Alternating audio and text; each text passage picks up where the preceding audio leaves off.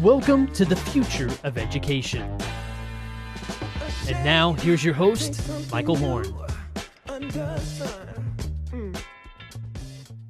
Welcome, everyone, to the future of education. I'm Michael Horn. You're joining the show where we're dedicated to creating a world in which all individuals can build their passions, fulfill their potential, and live lives of purpose. And to help us think through an aspect of that today, I'm bringing back two friends who've been on the podcast at least a couple times each, I believe. We've got Tom Arnett at the Christensen Institute, and of course, Tyler Thigpen, CEO of the Forest School at Acton Academy, and of course, the leader of the Institute for Self-Directed Learning. We've had Tyler on talking about that and his fantastic book on the topic of self-directed learning. So Tyler, Tom, great to see you both.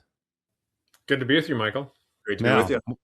Well, we'll see how we all feel by the end. But the topic I want to get into today is really this question of, Tom and I have observed a lot of times that microschools have a lot of the characteristics of disruptive innovation. They look, by traditional metrics in terms of the scope and breadth of services that your comprehensive schools can provide. They look primitive. They don't have all the, every single offering you can imagine, from cheerleading to football to volleyball to science labs to bands to choirs, 5 different versions of beauty shop quartet, et cetera. And so they come in at the low end, right? And the theory of disruptive innovation says for them to actually, over time, change or disrupt traditional schooling, they have to actually improve. And so the way disruptive innovations typically do that is by using some sort of technology enabler. They start to creep up the y-axis, if you will, and pack in more and more functions and features, but without replicating all the traditional trappings of the existing paradigm. They don't replicate the cost structure. They don't replicate, in this case, we would think the time-bound sort of nature, I would think, of the existing school districts and sort of the grammar of schooling that David Tyack and Larry Cuban have historically written about when it comes to K-12 schools. And I think a real puzzle, Tom, for us has been, what will it take for these schools? And microschools may be the wrong word. I think that's sort of too small an idea, no pun intended.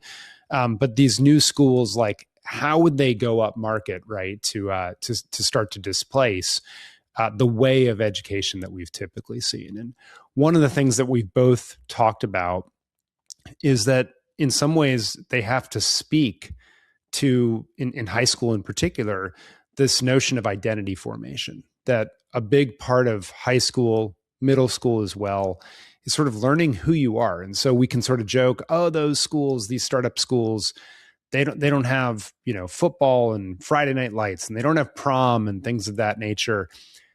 But I think for an individual family looking to say, hey, am I going to make a jump to one of these schools? Those sorts of things are actually very important, not just because of the traditions, although that's probably part of it, but also because of the coming of age experiences that they provide and the way individuals sort of learn, who am I and how do I relate to the rest of my community, and these sort of shared experiences that you can talk about in the cultural lexicon. So we've been wondering, how do you tackle that? And we both wanted to talk to Tyler because we think he's done such a thoughtful job of thinking about this in the context of the Forest School at Acton Academy as they do run secondary schools. So, Tom, what would you add before we get Tyler's voice to make us smarter here and we all sort of bat this around? Yeah, I think I'll just add an anecdote from my own family and you're going to tell your own personal, your son's story. Okay.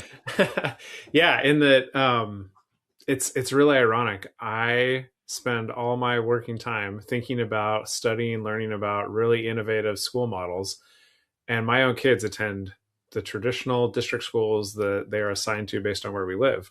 And I have advocated to my kids for finding better options or creating better options. But the real holdbacks for them are there's nothing that they're struggling with to the point where they feel like they need an escape valve, right? Like, they're getting good grades, their teachers like them, they have friends, they're not getting bullied. None of those issues have come up for them. And for them, they don't want to give up that common school experience. In other words, they want to be on sports teams with their friends. They want to be in the band that their friends are in. They they want to just be able to speak the same language as their friends, so that when kids say, hey, did you see what happened at the football game last Friday night? Or what did you think of so-and-so's class? That they can relate to that. And they're not like, I don't know what you guys are talking about. Before you move on from that, just one question, because like my observation is a lot of towns, like the youth sports and stuff like that, it's happening less at the schools. Like it is getting unbundled into various leagues and stuff like that. So I'm curious, like that still held sway for your boy. Yeah. But it's funny because we participate in both. Like they participate in leagues and they participate in the school sports. And so that does make a little bit of it. Like, okay, so to get real specific, over this last winter break, we had a conversation about like our district has an independent study program where you can do your classes independent study, but still participate in the sports teams at the school. Or there's an option through the community college where you can do something similar, but you don't have access to the sports. And one of the things that came up as we were, there's different constraints and different challenges that each come with. And we talked about, well, you could do water polo just through the club instead of through the high school. Like he does both of them right now. And a lot of his friends are the high school, so he doesn't want to give that up, but he does have friends in the club league and it is an alternative. So I will say like the barrier is lower than maybe it was in the past, but it still is, there's a sense of like, I have to give something up if I want to do this. It's not just all upside. Okay. Tyler, let's bring you in on here. Cause as you all have operated your school network, which goes K through high school, right? You all have thought a lot about how to run a thriving high school and get skeptical, maybe parents to say, yeah, like I want the benefits of that self-directed learning experience and not maybe give up some of these things. And you've thought about a lot of these identity forming rituals and some other pieces around it. So I don't know where you want to take it, but I'd love to hear your opening reflections. Yeah. Well, we're trying and we're trying hard. And once we get them, we're trying to keep them, I think one of the interesting, in my mind, at least, differences between the league sports, the club sports, and the school sports is the audience. For so many of the league and club sports, the audience is really just kind of parents, caregivers, coaches, referees. But for the school sports, it's their friends. And that's just, I think that's a game changer, and I'll say, I think the two biggest reasons why our high schoolers would leave our high school at some point, it is they sort of cite the social, friends wanting to have more quantity, because we are a microschool. So we get up 45, 50 high schoolers on average at our school. And then sports opportunities, that they may have. So what we've done over the years to, address this is, and it's evolved, but number one is we sort of said, hey, if you want to start your own sport or start your own club, all you need is a critical mass and a parent volunteer, and let's do it. And so that's how basketball got started. And they actually went to state in the first year. I was going to say, you posted, I mean, your team was pretty good. I saw the video you posted recently. There's some sharp passes and shots there. And I'll tell you, I mean, and folks who've come into our environment from traditional environments will say something similar, but like, because it's a school trying to really teach self-direction, like they're very resilient. And so even though they start out losing a lot, they have this growth mindset, and they want to get better. And so like our volleyball team, for example, which by the way, girls volleyball started because they saw the boys were jealous of the boys basketball and were like, we got to start our own thing. Can we start volleyball? We were like, yeah. And so anyway, the first season, they lost every game but one. Second season, they lost every game but one. And then this last season, they went 9-4 and made it to state, and just never gave up. I mean, they kept improving, so I think that, but I think the learners feel like they can start their own thing. And what's cool in our state in Georgia is there is a league that accommodates small schools like ours. It's called GAPS, Georgia Association of Private and Parochial Schools. A lot of them are faith-based schools. We're religiously diverse, but it's awesome. And you can even have homeschoolers kind of play on your team as well. So some of our high schoolers have invited their friends, to play. So that's how we've addressed the sports thing. We also, the learners have done shared dances, and reached out to other partner small schools and, gone into downtown Atlanta. We're trying to get them to come to us on the South Side, this time. And that's been fun. I think the apprenticeships that we do in an interesting way is an identity forming thing because the way they're structured is you can sort of do it whenever and miss school and it's not an unexcused absence, and you have to do so many of them that I do think they come to know themselves in a way that ends up being valuable. There's no real comparison, I think, in the in the more traditional settings for that. That's a one-to-one, but I think that's valuable. The other thing that's interesting is when we launched the online school, our high schoolers now, especially because they really value the freedom, they really value going at their own pace. They don't want to lose that, and sometimes they only want to come into school. They're just like, I want to get it done, at home or at the coffee shop, and so they'll actually jump into our online school for a while, or make use of some of that online curriculum, and then kind of parachute into the in-person environment. Especially, we see seniors doing this a lot.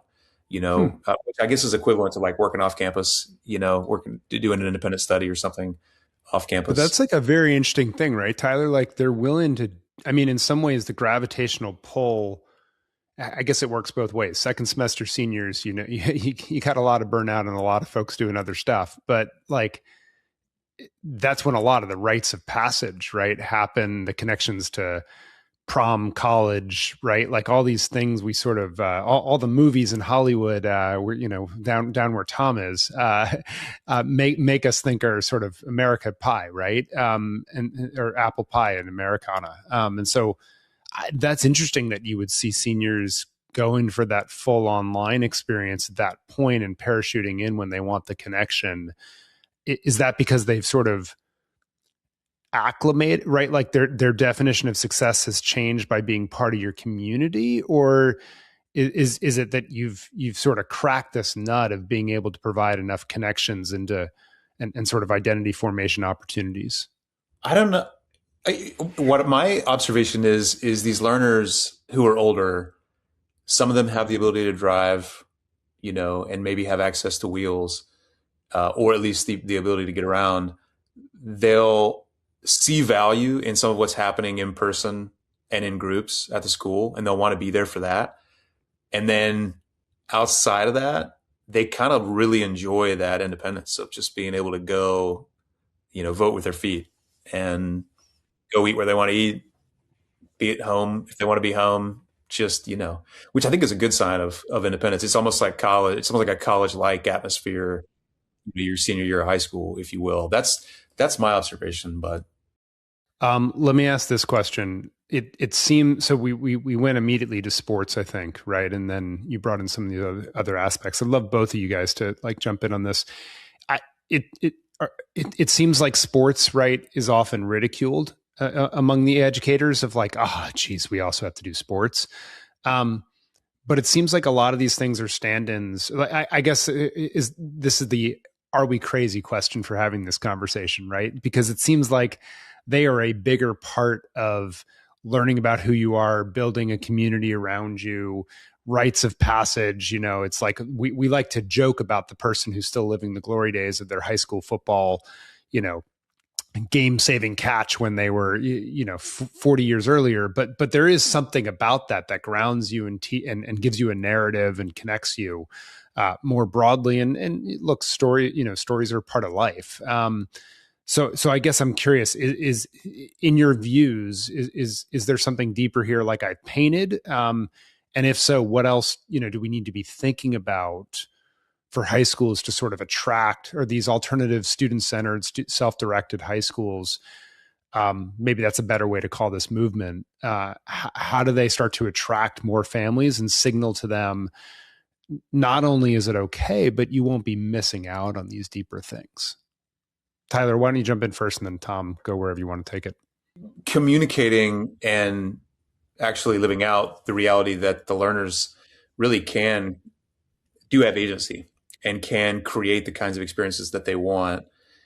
I think there's a ton of value in sports. I agree with you, Michael, the level of, working on a team. I mean, even just from a rite of passage standpoint, I remember our varsity and middle school girls this year and JV girls for volleyball got for the first time, like warm-up jerseys in addition to their regular jerseys, and then a backpack with their name on it. And just that, I mean, that was an absolute core memory. Well, it's like the letter jacket, right? I mean, the cool kids, quote unquote, had letter jackets. Totally. We actually are starting theater now. You know, in a similar viewpoint, we've got some learners who are interested in theater. That's an incredible avenue for communication and for academics and just like well-being in general, you know? And so now, like, and again, we're in our 8th year as a small micro school, but we now we have in the fall basketball, we have in the winter volleyball, and in the spring, you know, we'll have theater. But I think it's about giving them choice, giving them agency. I mean, interestingly, you know, we'll do field trips with them too, and it's actually easy to do field trips, right? If you could just get some volunteer folks to drive, and they'll go to colleges and museums, you know, and workplaces of like some of our parents and caregivers who have interesting jobs. That's also identity forming, I think, because it's a great way for them to just like rub shoulders and, you know, to figure out, oh, could see myself, you know, working here. And then interestingly, and I try and cultivate this as much as I can as the head of school, you know, we'll try and identify parents or caregivers who want to self-organize some things for groups of high school kids. Like I've led field trips to colleges, like out of state, you know, it wasn't necessarily like formally a part of the school, but it was like, hey, I'm doing this as a dad with my son on my own. Who else wants to go? Sort of a thing. And, you know, there've been rites of passage, like, you know, weekends that have been like literal rites of passage weekend that have been put together by men and women, you know, in our community. But, and there's things that we can do as school leaders to like encourage that and to celebrate that and try and, you know, through celebration, cultivate the things that we want to see. But to me, it comes back to just helping them feel like it's a blank canvas and that it is possible and to make creative connections. But Tom, what do you think? So what's popping into my mind right now is, do either of you read David Yeager's book, 10 to 25? No, the book. Yeah, Great for book. sure. Yeah. So probably one of the most influential books behind me. Keep going. Yeah. Yeah, you've got quite the collection, Michael. It's probably one of the most. Oh, there you go. Boom! Wow. On my list right now. So that was a book I read last year that really shaped my thinking about these kind of issues. And on one hand, I think identity formation, I guess I'd parse it two ways. One is that even in the conventional, traditional high school experience, there's lots of kids who don't have the traditional identity formation, you know, that aren't all about wearing the Leatherman jacket or being at the rally. Because a lot of those spaces, like, there's just not room for everybody. So kids have to form other identities. And I think there's a lot of other healthy identities that people could form. Like I think of like the identity that you form when you work at an internship and you learn like, here's my value in an organization is probably more value. I mean, I'm biased, but I would say that's a more valuable identity than the identity of like, I'm really cool because I wear the right clothes at school. So I think there's a lot that could be improved on identity formation. But what Yeager's book makes me think of is he talks about how just like infants have developmental milestones of like, you know, learning to have, you know, coordinate their limbs, learning to speak. He says the developmental objective of adolescence is to learn how to earn status and respect. And the reason why is that people, like humans, thrive in society. Like we, you know, we're not all just lone wolves. We accomplish things as humans by working together. But in order to be able to work together, you have to be able to figure out, how do I fit into a group? How do I show the group that I'm of value to that group? How do I essentially, like, that's, you earn status and respect in a group by figuring out like, what is my value to add and how do I signal that to other people? And so to me, that's the big question that you have to tackle for a lot of kids is, how do you give them the experiences that let them earn status and respect, but in a context of other people? This is where sometimes I think when we talk about learning being really individualized, like individualism, if you take it too much to the extreme, means like everyone's doing their own thing and it doesn't matter to anyone else because you're doing your one thing you're passionate about, but no one else cares. And I think a lot of kids, like, they don't actually want to do that. They want to do something that they're passionate about, but they also want to do something that other people care about, that other people say like, that's cool, that's valuable, you're a valuable contributor to what the rest of us care about. So I guess that's one way I frame this question of like, what kind of innovation and improvement needs to happen to make this more appealing to more people.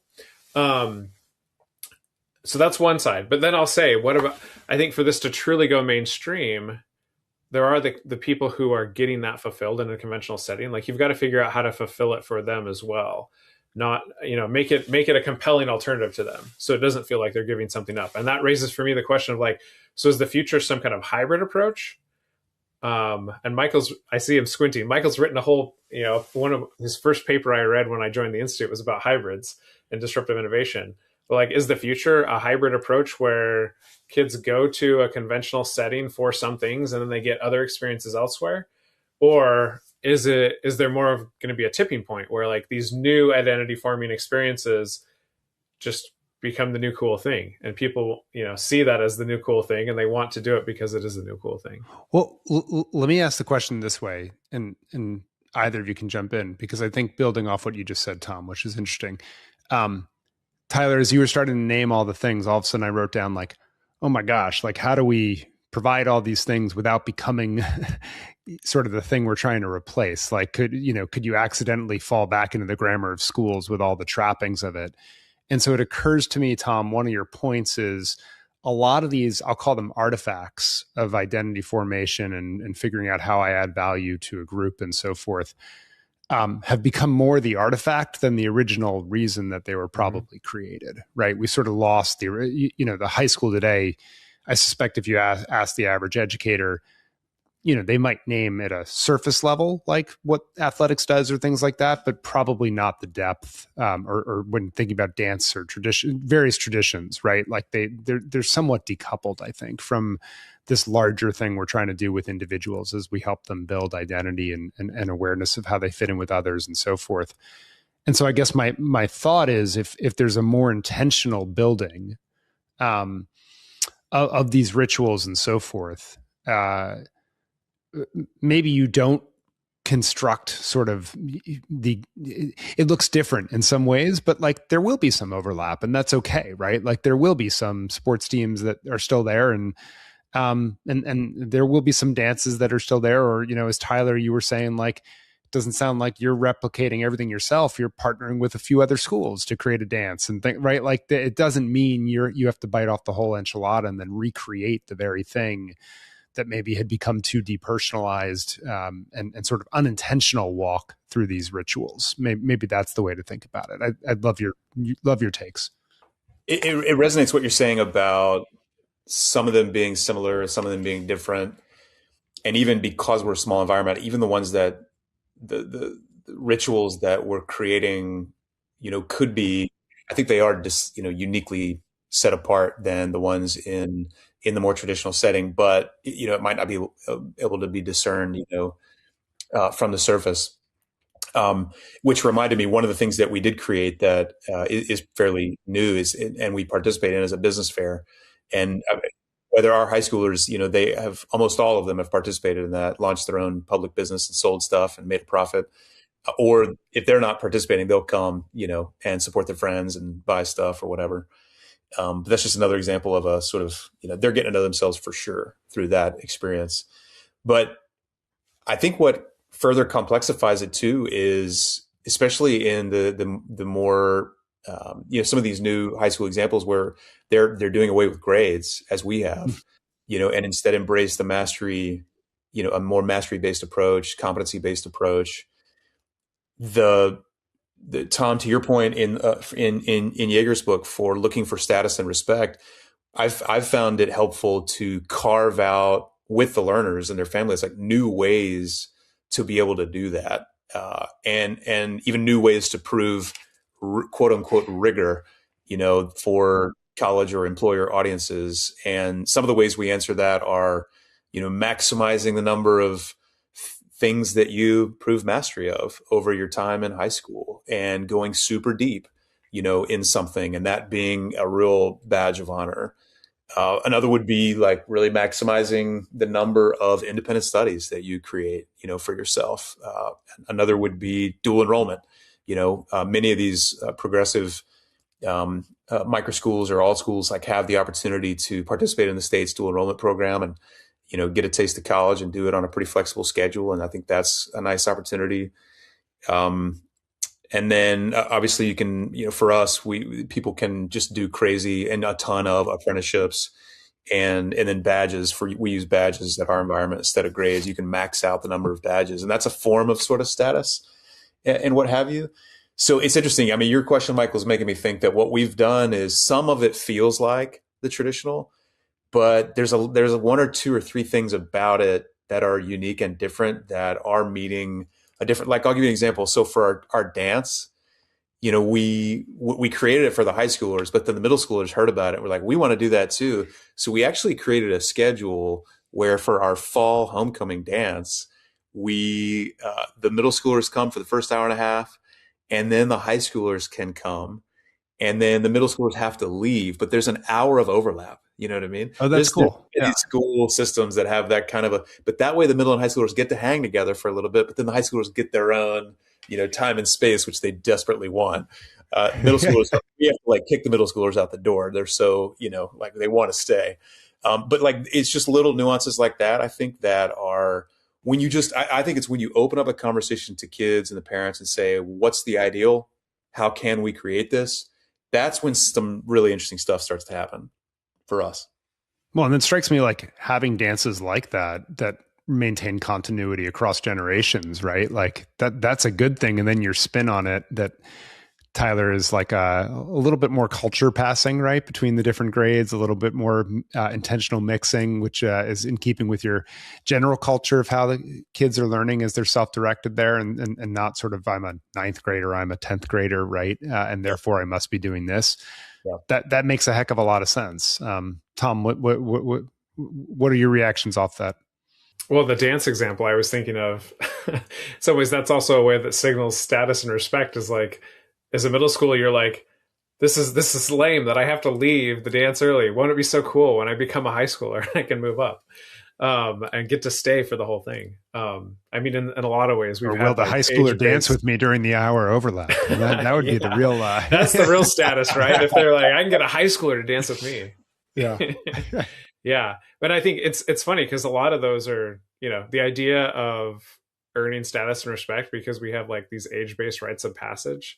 Like that's not an old idea, but it's interesting to think like, how can you take those old ideas and rebundle them in some new ways? Let me ask a question in a different way. Tyler, I'm curious, like you've been recruiting families, right, for a long time. We've honed in on one of the or a set, I guess, of the barriers, right? That high schoolers in particular are reticent to jump to these models. It seems like we have a lot of examples in the elementary school years. Middle school, somewhat. I would have actually expected more because middle school feels like a time where most traditional middle schools work pretty poorly for most kids, and they're still very low stakes with the decision around college and things of that nature. But I think a little bit less than elementary, and then high school significantly less, it seems like. So is this have what we've been talking about today, does that feel like some of the biggest barriers? What are the other ones, and how are you all thinking about those? Yeah, it does feel like that. One barrier, the peer pressure, young people wanting to be with their friends, to have more friends, to have the potential for more friends.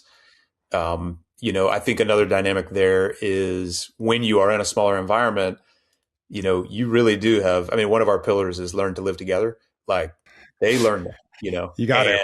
And that can be vulnerable and hard and frustrating. And, as parents and caregivers, we really value the learning that happens there.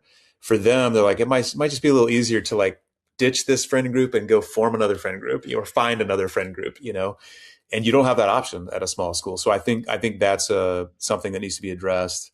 And then, a lot of these school founders too, will try and wrap middle and high school in together as they're starting, just from a financial model standpoint, because they can't afford, a full staff for high, full staff for middle. And that's not a great solution because at least in the United States, most high schoolers are like, I don't want to be with these middle schoolers, but that's a barrier. Another barrier I think is founders' fear and concerns. A lot of founders and school heads, maybe don't have the experience with high school and are concerned about legitimacy and making that connection between college and career, and just the complexities, that are involved in running a high school. That's a barrier. I think parents' concerns about legitimacy, a lot of the questions we get, that's the first thing that they're asking about our high school. Like what are the outcomes? What's the legitimacy? What are the college career paths? That sort of thing. And so parents are concerned. And a lot of the coaching that I do with microschool leaders too is, making sure that they are just being, really clear about their own pedigree and experience, because it's so valuable, and often they like shy back away from that and don't want to talk about it. I'm like, no, you need to talk about it, because you're building trust, and you're building confidence with these families and caregivers. And then the last barrier I think I would name is, some accreditation constraints, where a lot of the accreditation processes that are in existence in the United States right now closely connect, people and deep subject knowledge expertise with expectations of like seat time and, how many and which adults have to be in the room for a high school to operate. And there are creative ways to make sure that the expertise is there, but not in the traditional sense. And if you've got either an accreditor who has not bought into that, or if you've got a school leader who can't quite figure out how to put the square peg in the round hole, then that could be a barrier. And are families asking for the accreditation? Like, are they like, oh, if you don't have accreditation, I'm not sure I want to do this? They are, most are, but only to tick that box. It's not like they know anything about accreditation. There's like, it's like a question I'm supposed to ask. Yeah, that's right. Interesting. So it's exciting to, evolutions like, Middle States that has created, an accrediting pathway for microschools, and some other organizations that have thought about it and are doing it. That's exciting, for flexible pathways for high schools. I think that's going to help. Yeah. Tyler, let me say thank you, because as I think about from a research perspective in disruptive innovation, I think a lot about like, okay, what are these little steps on the upward innovation improvement trajectory that disruptive innovations need to go? And you've just laid out like, here's a whole bunch of the things we have to tackle. So that's anyway, I was eating up what you were saying. Well, we have a solution for the accreditation one through Middle States. And now it's the other. Okay, keep going. Yeah. I was going to ask, going back to the very first thing you mentioned about like kids wanting to be with more friends. Do you think that potentially means that micro schools in the future will not necessarily be micro? Or that there'll be some version of like getting the best of both worlds. Like I could imagine one scenario where micro schools grow and they're not micro anymore because they grew as a school. Another scenario where it's like micro schools still say micro, but you find some way to like bring together groups of micro schools so that you can provide those, like have the big group of friends. Because let me be more specific. Like imagine like 20 micro schools all located in the same same geographic hub. And now you can have big experiences. You can run big programs that require that kind of scale, but you still have micro schools because everyone's still part of a subunit that's small. But anyway, I'm curious how you think about that. Not just in like, what is your school doing today or tomorrow, but like 10 years from now, as this whole space evolves, do you think we're going in that kind of a direction? Yeah. I mean, from your research too, I'd be curious, what you hypothesize. Where my brain went when you asked it actually had less to do with the building or the network or the connectivity between schools or even the size of schools. And it had more to do with decision-making power and agency, and whether or not the high school was self-paced, whether or not there was freedom.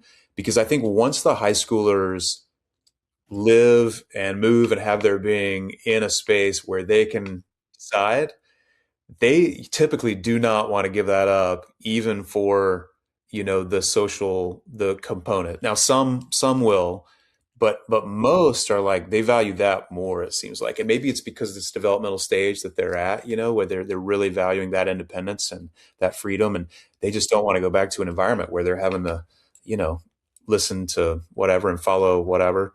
So that's where my brain went. And so whatever, I guess my answer then would be like, where, the fish, they'll flow, the school will flow wherever there's like agency and freedom, I don't know. Mm-hmm.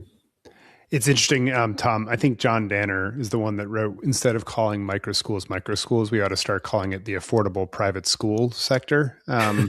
I frankly like that because it tags it more with disruptive innovation and it doesn't limit us. I mean, Khan Lab School is no longer less than 100 kids. It's like 300 kids. So is it it's not a micro school, clearly, right? You look like you wanted to get in there, Tyler. Yeah. I did. I just had a conversation before our call today with, we were coaching a microschool leader up in Canada, and we were talking about conservative budgeting, as a microschool leader. And the COO that I've hired, who's been with me 2 years, who's awesome.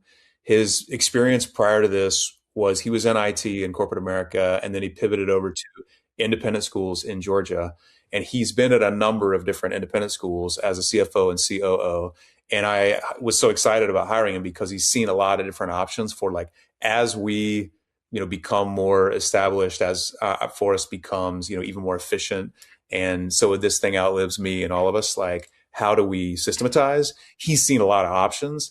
And what's interesting is to hear his reflections coming from an established independent school background on the way that we have handled finances and the unique mindsets that we have brought to the table, to budgeting, to admissions, to all this. And it's very entrepreneurial.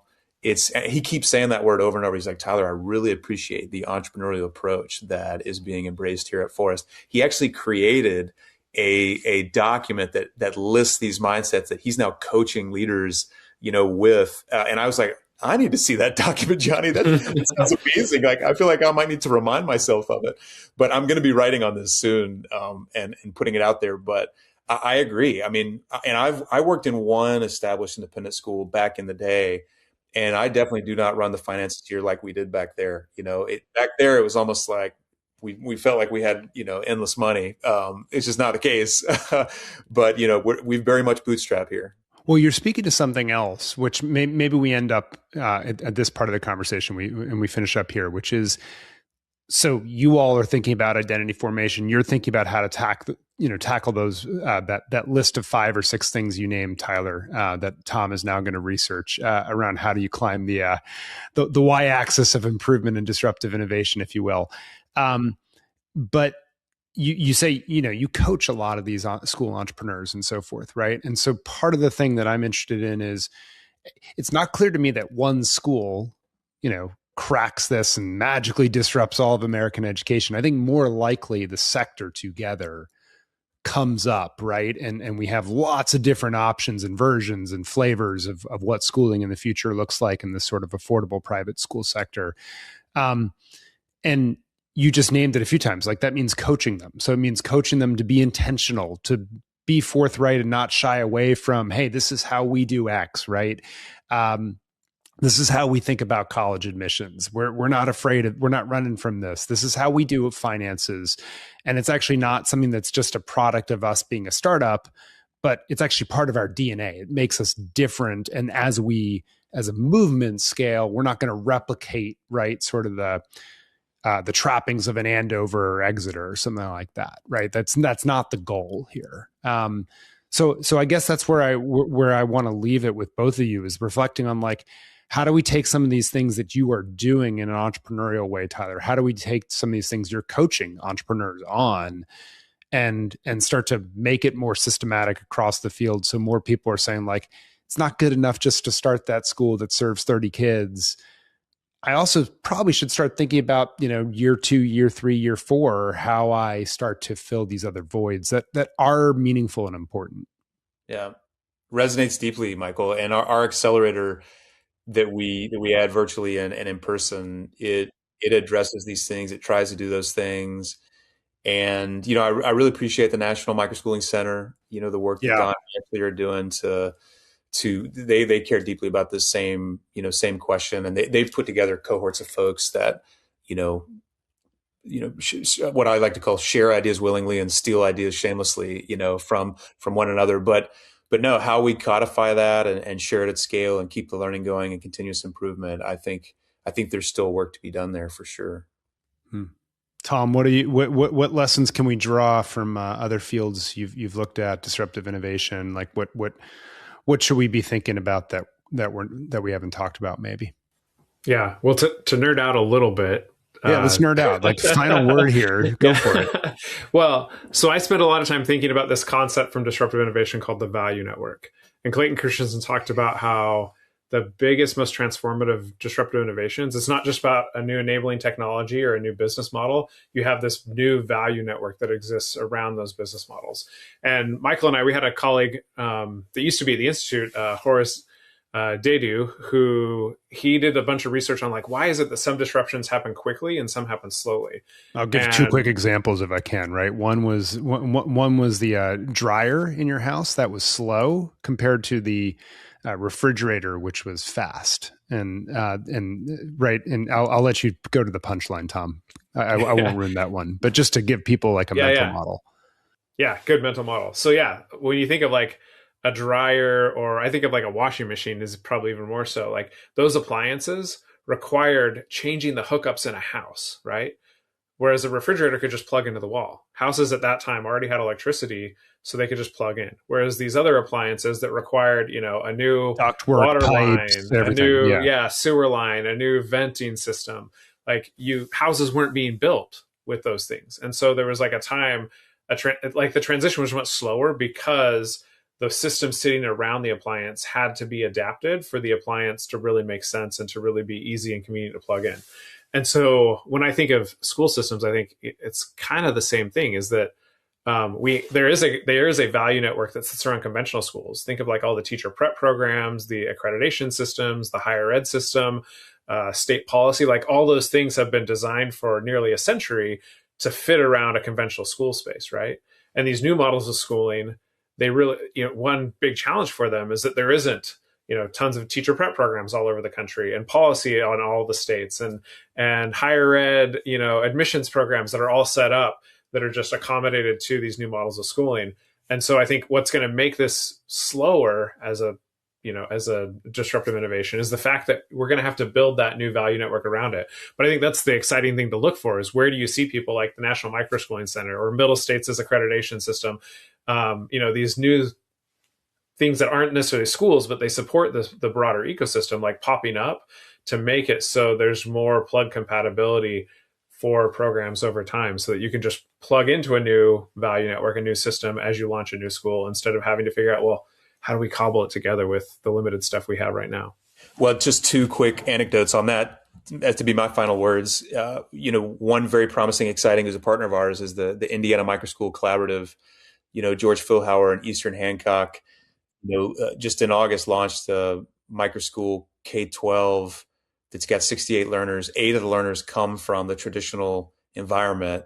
The vast majority of the others come from homeschool, or an independent school, and they're loving it. And the school has a number of innovative features, and the children that go there feel like the school was designed for them, because it is what George, regularly says. And that's the first of what's going to be many, right? And so George and his team are really thinking meaningfully about exactly that, Tom. It's like, how do we provide that? So it'll be fascinating to sort of watch what gets centralized and what doesn't. And then the other thing is, our institute's leading a project in Georgia where up to 10 districts are going to be, over the next 3 years, designing new models that better meet the needs of parents and students who are currently like outside of the system. And I think a lot of them will end up being, microschools. It could be anything. It could be like an elementary school for dyslexic kids, or an early college, high school, or a self-directed learning center, doesn't matter. And, to see how they end up shaping and what flexibility they end up requesting, and then what supports they need to stay alive. That's something that we're super curious about too. But what's cool to me, at least, is that like the leaders in these spaces are feeling the invitation, to do something new and more innovative. That is a good thing. It occurs to me also, you mentioned Mastery Transcript Consortium, Tyler. Like that's another one of these entities that I would love to see focus almost exclusively on this learner-centered, self-directed space, as opposed to the old ground. And I get why they've played in both, but I would love these entities solving the problems of this new and being really focused on this value network, because I think that's where the more folks we have focused here, the faster I think this value network will grow around it to scale and grow together. I'll tell you, I'll name the other one. Like I was laughing when you were talking about all the different ways that people can sort of prove mastery, right, Tyler, in your ecosystem. And I just got off a call where someone was like, but we can't do assessments around like, bespoke things. Like we just don't know, like the science isn't there, blah, blah, blah, blah, blah. I was like, well, you ought to write an article that explains to idiots like me why that's true. Because I think I see lots of examples of that. And I can also point to plenty of micro-credentials that have no meaningful assessment behind them and are worthless, right? And so, but I just think, right, that's another area, velocity of assessment that people trust in some way. And that doesn't mean Scantron test. Right. That means like authentic, real demonstration of learning through some sort of, product or performance or something, right? And so, the more and more, though, I think we get of that in this ecosystem, the more I think people will buy in and say like, oh yeah, I had a friend who went through that, and it sort of starts to spread, I think, as we get that. And frankly, the technology platforms, right, that are helping connect demand to supply in these ESA states, they ought to be listening acutely, I think, to the supply side as well of like, what do you need to grow? It should be in their interest to help the really, the really good providers there get scale and maybe connect to different services and create informal networks and things like that to better serve the demand side. And so the more listening and cooperation I think we have in this value network right now, to me, all hands on deck, because that's a good way to go up market. Well said.